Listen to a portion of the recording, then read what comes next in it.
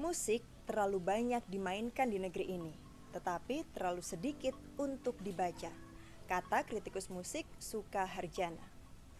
Melalui musik seharusnya kita bisa belajar tentang kearifan, kebijaksanaan, nilai-nilai sosial kemanusiaan, spiritual, serta semakin menghargai keberagaman budaya Nusantara. Lebih dari sekedar hiburan sesaat.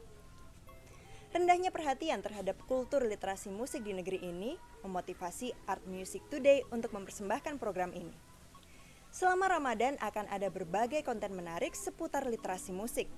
Semuanya disajikan melalui platform digital yang bisa kamu akses di mana saja, sembari menanti buka puasa atau sebelum istirahat malam. Selamat datang di Li Ramadan, literasi musik sepanjang Ramadan. Halo, saya Nadia Nadifandi. Pada kesempatan kali ini saya akan membacakan buku yang berjudul Imagination, Membuat Musik Biasa Jadi Luar Biasa, karya dari Profesor Vincent McDermott. Bab yang akan saya bacakan yaitu bab 1 yang berjudul Mendiskusikan Musik. Estetika. Prelude. Beberapa tahun yang lalu, Rahayu Supangga meminta saya untuk memberi ceramah di kelas komposisinya tentang estetika barat. Saya kaget. Supangga adalah seorang komponis yang kreatif, juga bergelar profesor. Tetapi kemudian saya bertanya, apa hubungan estetika dengan kreativitas? Ketika saya menjadi seorang mahasiswa di Amerika Serikat, estetika tidak muncul dalam kurikulum musik. Estetika diajarkan di jurusan filsafat, di gedung berbeda dengan pengajar yang berbeda, serta mahasiswa yang berbeda. Mahasiswa seni merasa tidak tertarik. Bagi kita, mahasiswa musik, estetika mempunyai sejarah yang panjang dan memiliki bahasa akademis yang high level. Dan yang selalu kita catat, estetika tidak ada hubungannya dengan proses kekaryaan musik kita. Mungkin saya perlu mengatakan dengan lantang bahwa saya mensinyalir ada hubungan kuat antara estetika dengan omong kosong. Jadi mengapa Profesor Supangga mengajukan tawaran tadi?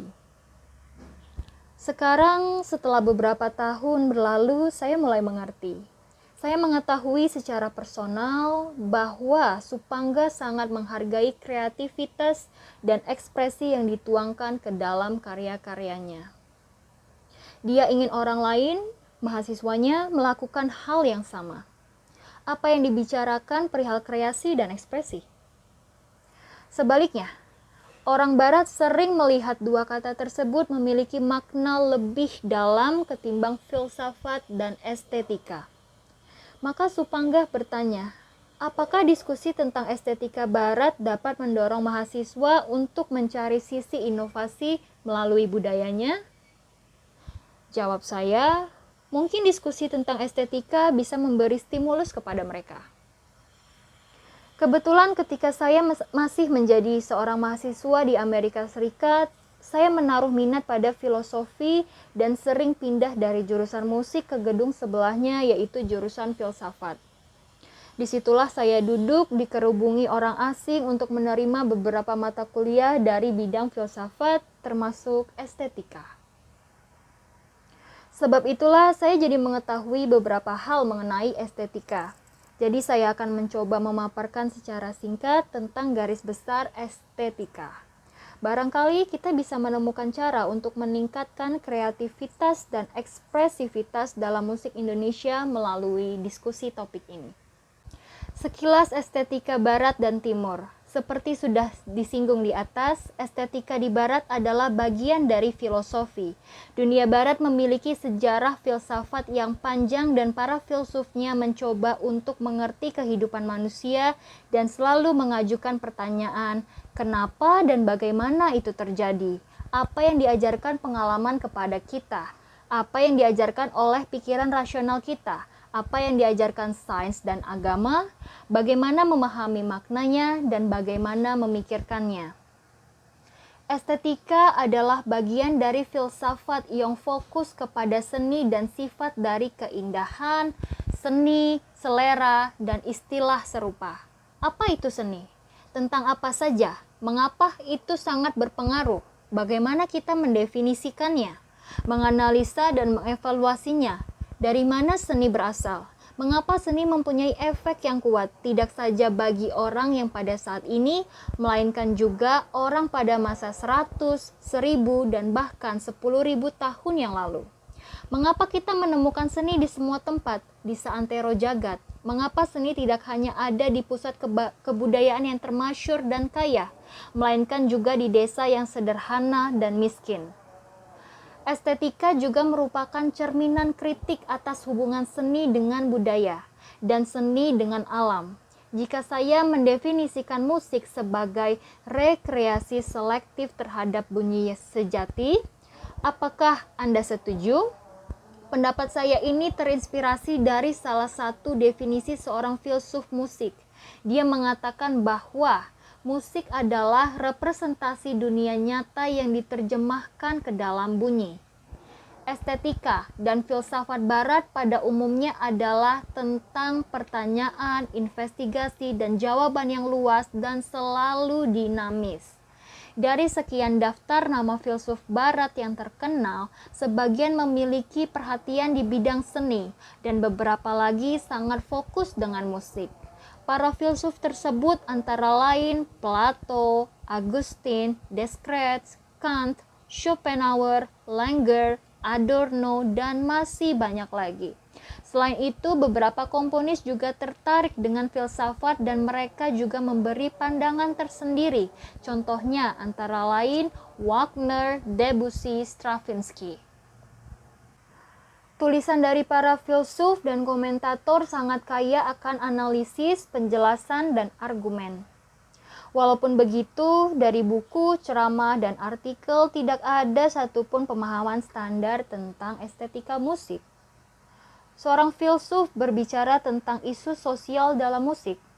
Yang lain mendiskusikan soal isu agama, yang lain lagi tentang struktur dalam musik atau musik sebagai sebuah arsitektur yang sistematis. Dan isu-isu lain yang penting bagi pikiran manusia. Banyak perdebatan yang terjadi di sekitar pendapat-pendapat mereka. Mungkin itu akan sulit dipahami. Selanjutnya, buku yang ditulis 50 tahun yang lalu berbicara soal isu dengan cara berbeda dengan yang ditulis 150 tahun yang lalu. Dan akan lebih berbeda lagi dengan yang ditulis 500 atau 1000 tahun yang lalu. Emosi, bentuk, keindahan, kebenaran, jiwa, keagungan, misteri, relativitas maknanya, absolutitas, ekspresi, kreativitas, kritik, geometri, psikologi, dan bahkan biologi dan struktur otak, semua faktor tersebut dapat menjadi bahan diskusi kita. Sudah tentu, perspektif tentang estetika barat tidak ada hentinya dan akan selalu dinamis. Tetapi bagaimana dengan peradaban? Bagaimana dengan peradaban hebat Islam misalnya, yang para filsufnya menyelamatkan Eropa dari masa gelap? Contohnya Al-Farabi dan Ibnu Sina. Mereka berdua juga membahas musik dalam karangannya. Bagaimana dengan Asia? Baik peradaban kunonya maupun yang sedang dikagumi dalam perkembangan peradaban saat ini. Bagaimana cara mereka menjelaskan seni? Konfusius sudah membahasnya. Dan bagaimana dengan prinsip Jepang tentang cara menjelaskan proses perjalanan peristiwa naru atau menjadi, ma atau ekspresi di antara ruang, dan johakyu atau bentuk, dan dari India, rasa atau warna, selera, emosi yang membawa kepada dimensi kebahagiaan dan spiritualitas. Indonesia cukup mengenal istilah tersebut tetapi tidak terlalu fokus kepada filosofi yang luas dan doktrin estetika seperti yang ada di India, terutama kaitannya dengan musik. Saya sendiri bukan seorang sarjana estetika Asia maupun Barat, dan saya hanya mengetahui sedikit saja. Tapi saya yakin semua orang Indonesia dapat belajar dari tradisi Asia maupun Barat.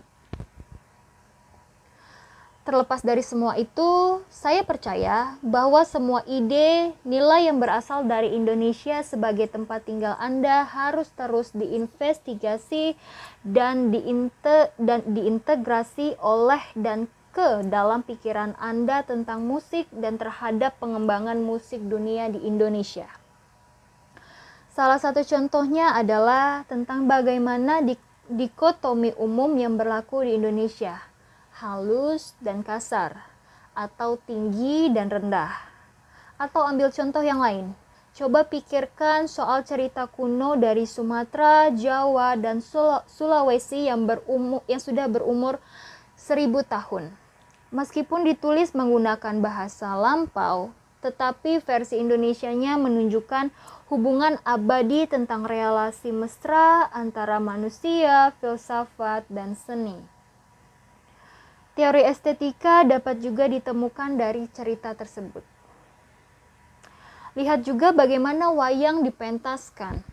Saya percaya bahwa tokoh-tokoh awal dari Indonesia modern mengesampingkan bentuk ini dengan meyakini bahwa wayang bisa menghambat perkembangan Indonesia modern, tetapi bersyukurlah wayang tetap kuat di sejumlah daerah di Indonesia. Waktu menunjukkan bahwa apa yang selama ini mereka cari sebetulnya sudah ada. Kita dapat melihat ke belakang tanpa khawatir bahwa yang tua dan lambat akan dikalahkan oleh yang baru dan yang cepat. Anda bisa saja memasukkan wayang itu kembali ke dalam wadahnya, tetapi pengaruhnya tetap saja ada. Seperti misalnya Mahabharata dan tulisan kuno lainnya. Selanjutnya, saya sangat yakin bahwa estetika tidak dibatasi oleh terkenalnya penulis atau buku yang diterbitkannya. Karena ada pula filsuf seni yang dikenal sederhana, serta bisa menjelaskan dengan sederhana kepada masyarakat tanpa harus menulis buku atau terkenal. Tidak masalah bahwa ia minim literatur. Ada beberapa yang melakukan tugasnya dengan baik, sementara yang lain kurang. Itulah hidup. Sebatang pena digenggam tidak selalu membuat orang pintar. Tetapi pendapat saya adalah ada pikiran hebat yang ada di antara kita. Saya menyimpulkan bahwa ada banyak sekali ide soal estetika musik seperti banyaknya bahasa di dunia dan banyak orang pula yang mencoba menjelaskan fenomena unik dari seni secara umum dan musik secara mendalam. Di sisi lain, tidak semua seniman kreatif memberi perhatian atau bahkan mencoba untuk memahami estetika. Beberapa terlalu sibuk dengan kegiatan seni mereka. Beberapa tidak pandai dengan kata-kata. Beberapa yang lain yakin bahwa kata-kata bukan medium yang cocok untuk mendiskusikan kekuatan pengalaman artistik. Mereka percaya bahwa kata-kata tidak bisa menangkap esensi musik. Biarkan seni menjelaskan dirinya sendiri. Mereka bilang seperti itu, dan biarkan kritikus atau filsuf yang membicarakannya. Tandasnya lagi. Saya amati selama ini bahwa seni yang paling berpengaruh sepertinya tidak ada hubungannya dengan kemampuan seniman untuk mengutarakan kekuatan itu secara verbal. Seni, sebagaimana punya dialeknya sendiri, susah dan bahkan mustahil untuk dikonversi menjadi kata-kata. Jadi apa itu estetika musik bagi komponis Indonesia? Bagaimana Anda memahami yang Anda lakukan? Dan untuk apa? Haruskah Anda jelaskan? Atau haruskah karya Anda berbicara dengan sendirinya?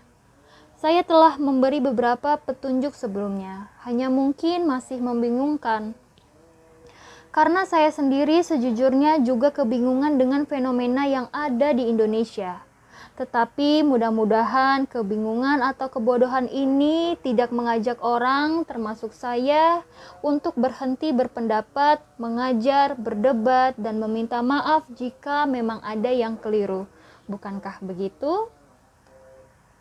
Saya menyerahkan semua ini kepada Anda, teman dan kolega Indonesia saya, untuk menggali dan memetakan estetika Anda masing-masing. Tapi saya mohon, jika Anda memilih untuk bicara, tolong jangan memberi jawaban yang biasa. Tetapi sebaliknya, mohon gunakanlah perspektif Anda secara tajam. Kita juga perlu mendengarkan pengajar atau yang dikatakan orang lain. Mungkin ada benarnya untuk Anda, atau setidaknya memberi arahan tentang kebenaran. Tapi yang terpenting adalah pencarian atas diri Anda sendiri. Jika Anda menyadari bahwa di bawah ada gelap, Anda tentu tidak bisa melihatnya dengan jelas. Tetapi jika Anda menangkap dari sudut mata Anda, ada sebuah sinar kecil yang menerangi, maka Anda sudah nyicil untuk berada di jalan yang benar. Kebenaran sudah di depan mata, dan itu tergantung seberapa jauh otak dan jiwa Anda bekerja. Musik versus kata. Ada sebuah masalah. Kadangkala di konser, seorang audiens menanyai saya apa makna dari karya Anda. Itu pertanyaan yang bagus. Audiens ingin belajar untuk memahami musik. Mereka belum jelas, hanya mendengar sekali saja belumlah cukup. Harapan mereka sederhana, agar saya mampu menjelaskan kepada mereka melalui kata-kata yang bisa dipahami. Saya pun jadi tertantang untuk memberi jawaban yang bagus, dan saya tidak ingin menjelaskan banyak istilah yang terdapat di teori musik maupun yang bersifat teknis, walaupun ini sangat penting bagi profesional. Saya ingin menyampaikan dengan bahasa awam kepada audiens. Pertama, saya harus fokus kepada pikiran yang terhubung dengan karya musik. Dan kemudian saya mulai menjelaskan dengan kata-kata yang ada hubungannya dengan musik. Tetapi setelah berjalan beberapa kalimat, saya menemukan bahwa kata-kata sudah tidak berhubungan lagi dengan musik seperti pada kalimat sebelumnya.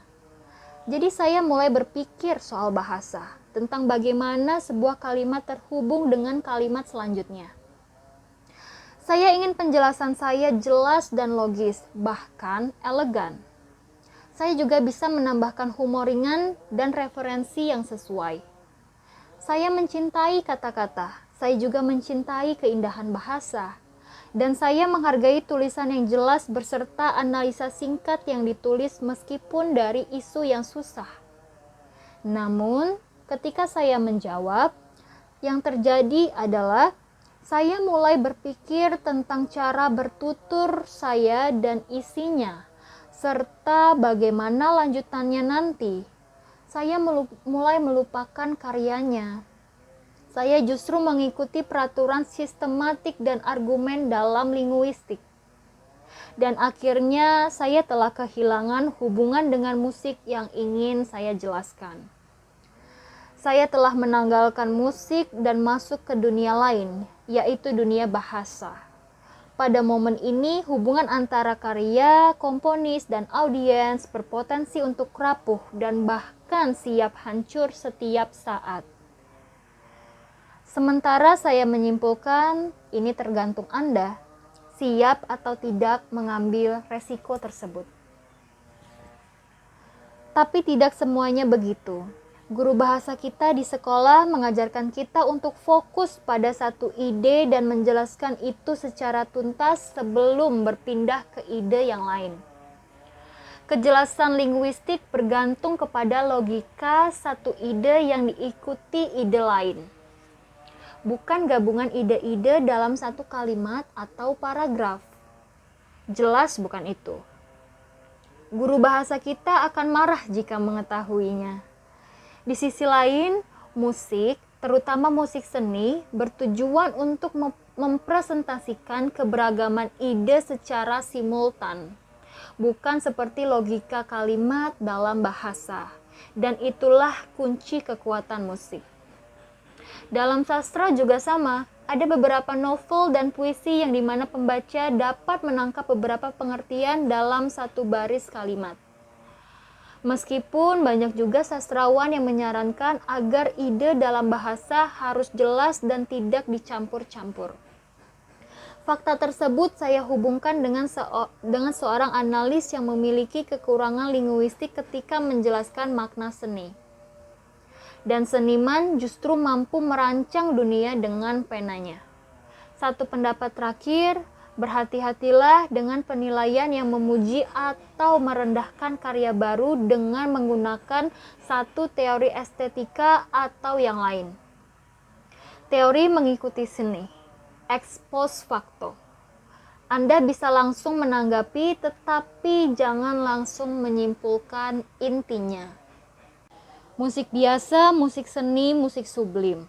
Kebanyakan musik yang kita dengar di sekitar, terutama melalui media publik, adalah musik biasa. Bagi masyarakat umum, itu seperti halnya nasi. Itu dapat mengenyangkan. Tidak ada yang salah dengan semua itu. Musik itu cukup memuaskan mereka. Makan bertujuan untuk mempertahankan hidup dan perut kenyang akan memberikan kepuasan.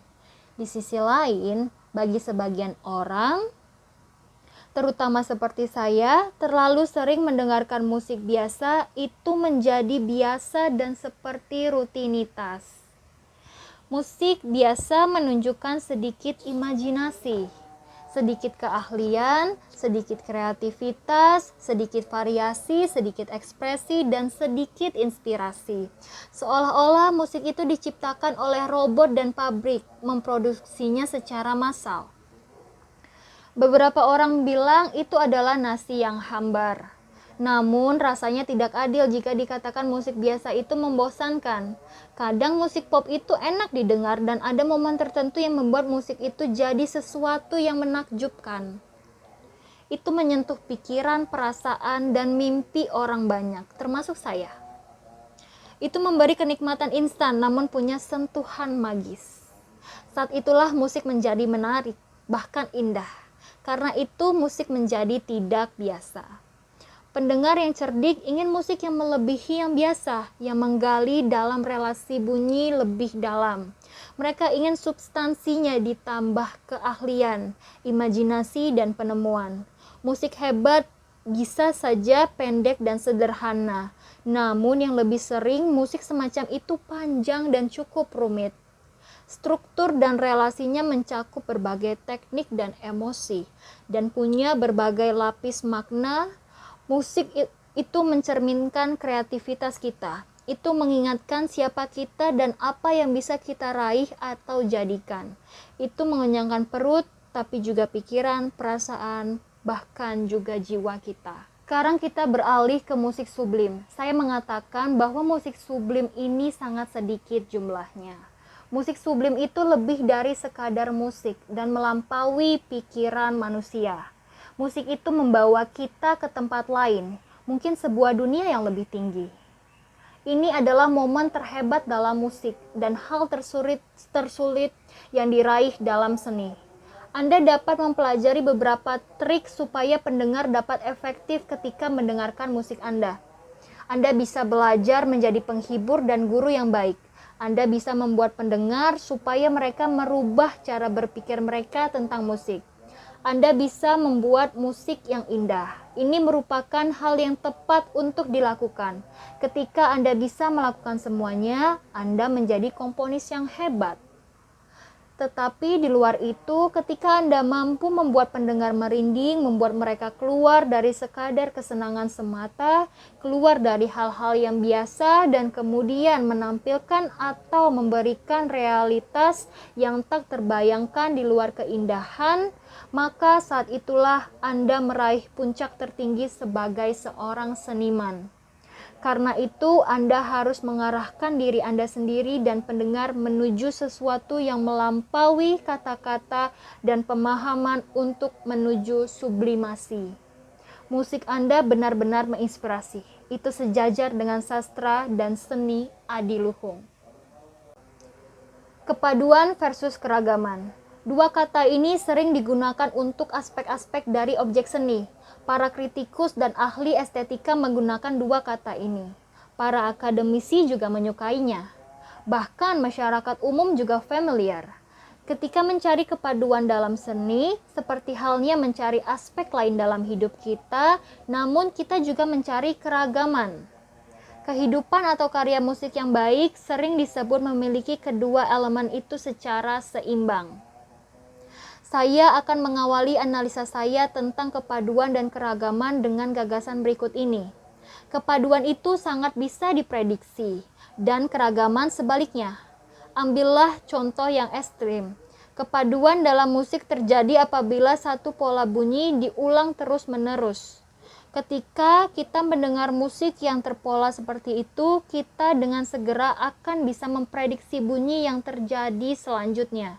Pada saat itulah kita mengatakan bahwa kita mengerti musik tersebut.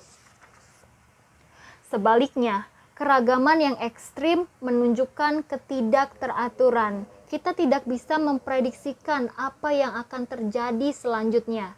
Kita tidak mendengarkan pola apapun. Kita gagal untuk mengerti musik. Sekarang mari kita tambahkan dengan pemahaman general bahwa jika musik yang memiliki prediktabilitas total menjadi bosan dan jika terlalu total keragamannya menjadi sulit dimengerti. Sebaiknya kita menyeimbangkan kedua itu. Ini mudah dikatakan tetapi susah dilakukan. Kombinasi kepaduan dan keberagaman melibatkan imajinasi dan keahlian hebat dari komponis. Dalam 50 tahun terakhir, terjadi perubahan hebat dalam seni. Banyak seniman yang revolusioner bermunculan. Dan beberapa dari mereka menantang asumsi yang saya jelaskan tentang rasa bosan dan susah dimengerti tadi. Anda bisa mendengar contoh karya hebat dari John Cage dan La Monte-Young. Itu tadi bab pertama dari buku Imagination, membuat musik biasa jadi luar biasa. Buku ini sangat bagus, kita bisa menyelami bagaimana pemikiran dari Profesor Vincent McDermott. Itu dia yang bisa saya bacakan pada hari ini. Saya mohon maaf apabila terdapat salah-salah kata. Dan sebagai penutup saya mengucapkan terima kasih.